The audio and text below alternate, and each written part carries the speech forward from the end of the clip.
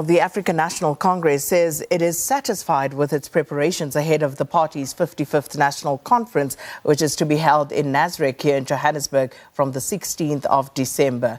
Now, the party has exceeded its threshold of 70% qualifying branches to attend the conference, and it currently stands at 85%. Having met this requirement, as well as other logistical arrangements, including the booking of the venue, hotels for delegates, etc., the acting Secretary-General Paul Mashatile yesterday told the media that these are indications showing the party's readiness for its elective conference. Political analyst and Deputy Vice-Chancellor at the University of Zululand, Professor Sipho Seepe joins us now virtually. Prof, good morning. Thanks for speaking to us here on Morning Live. Good morning.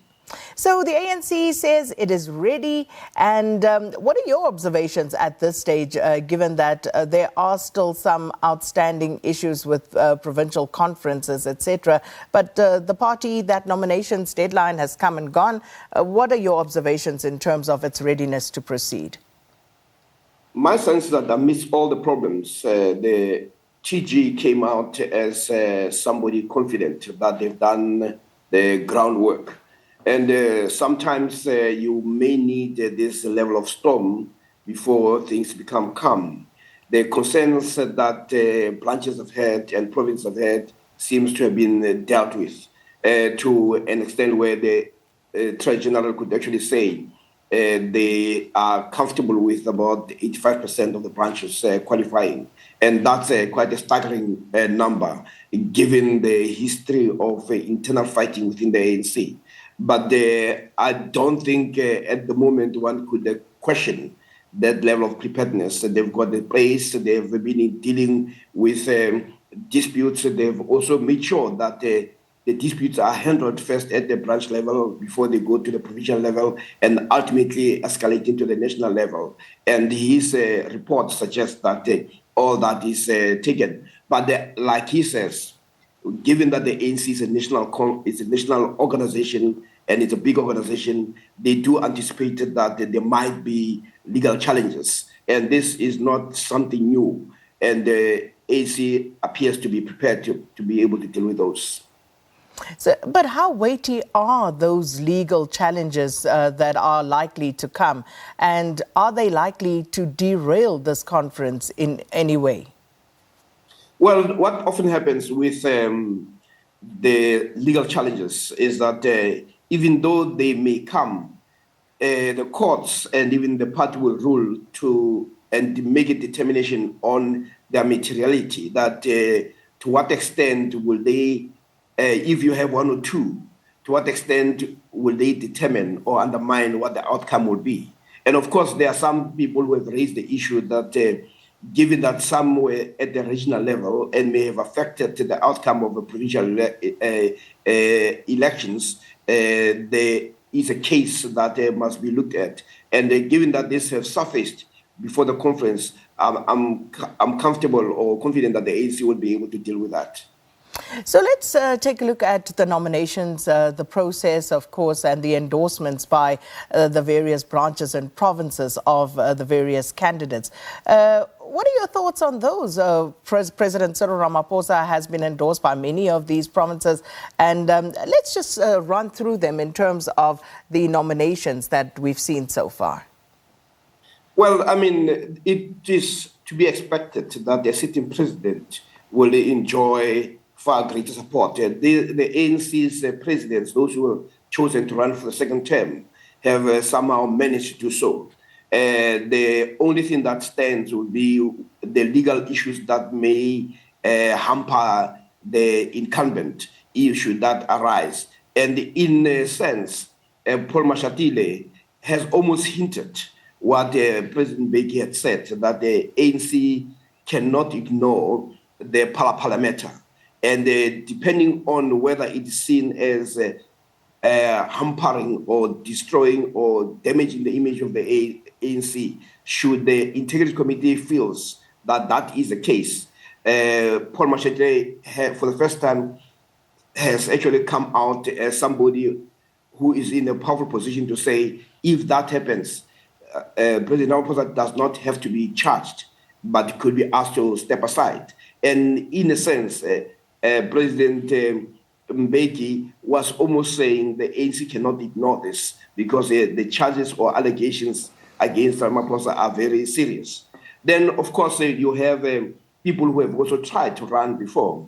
Zweli Mkhize had tried to run before. This is a second coming. The same applies to Minister Nkosazana Zuma. Same applies to Lindiwe Mazibuko, and of course, Lindiwe Sisulu. But of course, you also have the deputy president, who himself, given the tradition, people expect that he'll raise his hand, and he has actually raised his hand. So what will determine the outcome will be ultimately, first, the parliament, how it's handled. Second, there will be the mobilization that takes place on the ground. It is not how the candidate sees himself or herself. It is not that they are suitable or not suitable.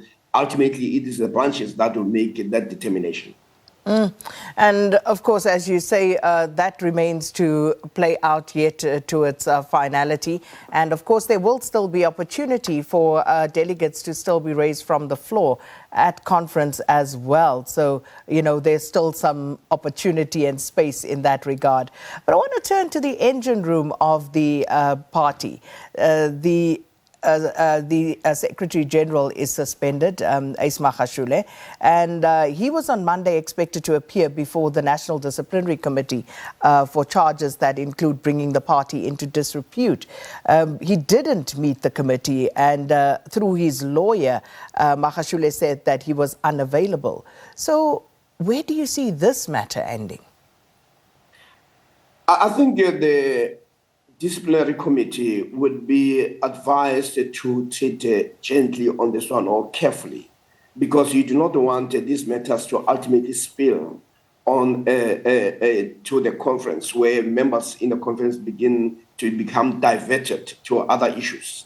And I also think that proceeding without the person having to respond would be unwise. It may be that the Disciplinary Committee may be irritated, but the irritation must also be read within the context of the damage it might do to them.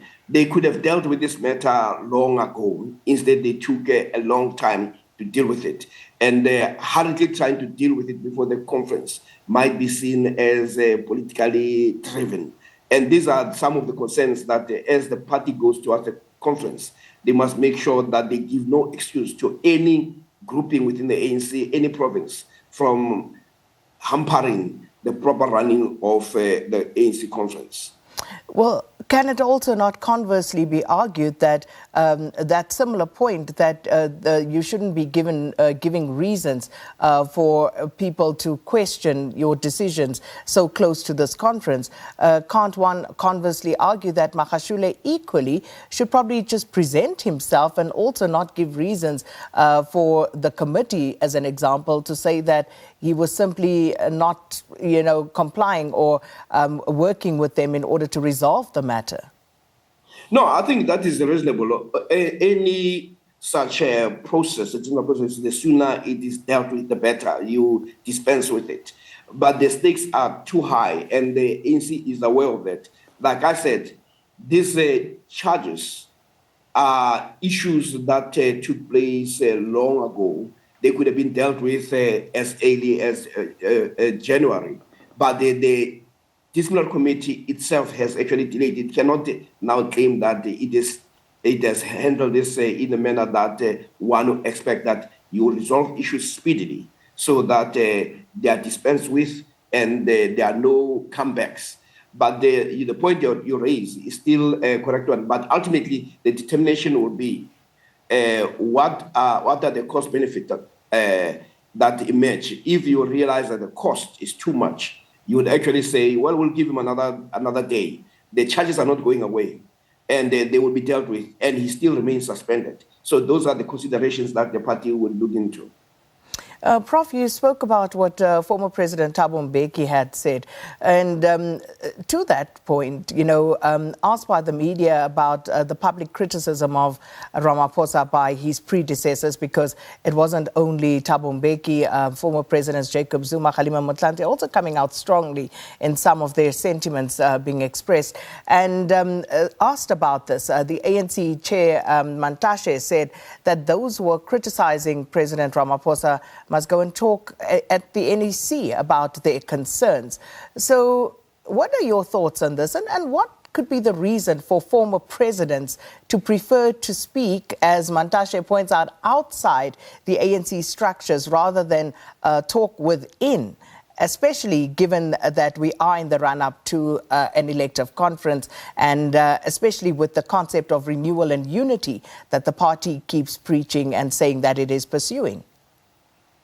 We have precedents on this matter. When President Thabo Mbeki was in charge, President Mandela took an unusual step of speaking out at what appears, what he considered to be intransigence on the side of President Mbeki on the issue of HIV/AIDS, and these concerns were raised against him. And he pointed out that he had tried his best. So when Mandela took a position, it was not for lack of trying internally. And it could also be that when he did that, he had come to a determination that doing so is a waste of time.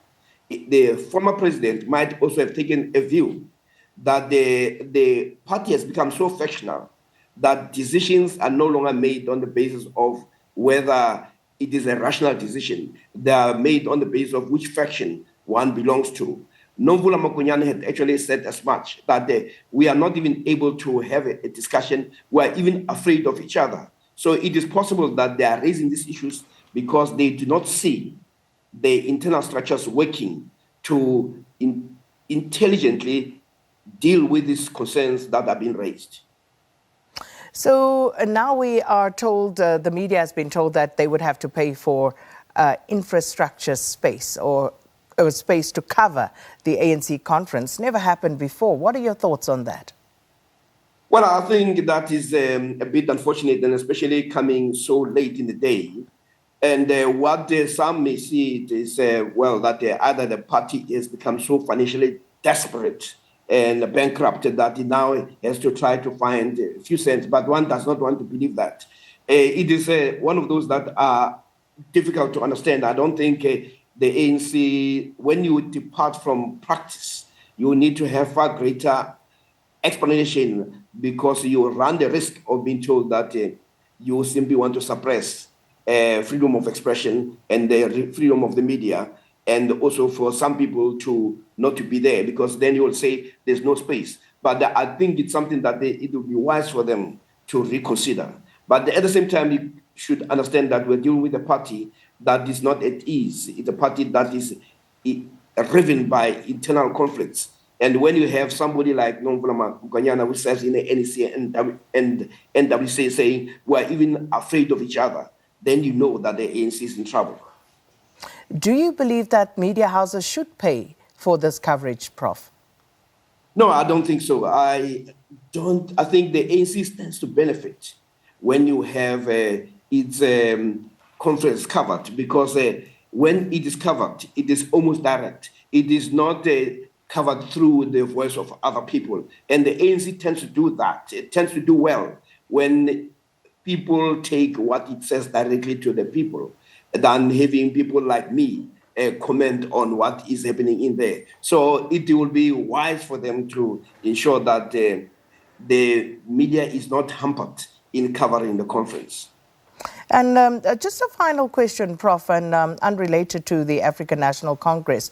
Last week in Parliament, in the inquiry into the fitness to hold office of the Public Protector, your name came up because it was alleged that there was evidence led that yourself, Kim Heller, and Paul Ngobeni were paid 390,000 basically to create a positive image of the suspended public protector in the media and social media platforms. What's your response to that? No, I think there's been so much distortion on that, and I think we have given explanation. We approached the public protector in 2018, and also one must also indicate that our engagement was only for about 3 months, and the engagement was really to say, and it comes also from my experience also in government, where I always felt that government is unable or seems to be incompetent in providing its side of the story. And given the reports that have also emerged from what the public protector was doing on the ground, and also the coverage that was negative, we said, given our experience, we can assist in how you also respond to these issues by also talking about that which you do well. And every position that at least we have taken has been a position that we believe in. For instance, if ever I wrote any article that was favorable to the public protector, it's because I believe in it. That's why I put my name in it.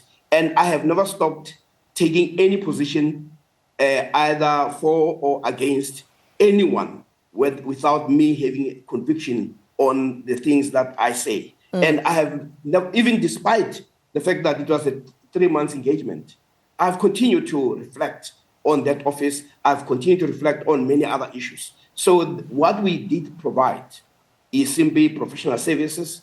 And in a professional service, you indicate to the client that this is what we offer. You have to make a determination whether the work we did is of fair value. It is not up for us to determine that. And sometimes clients, as you know, will say, no, but you are charging too much. But if they are comfortable with what you offer, it's up to them. And I think on this, the public protector will be able to explain herself in terms of whether that which was paid can be considered to be fair value. Well, we have to leave it there. We're into news time. Thanks so much for your time this morning.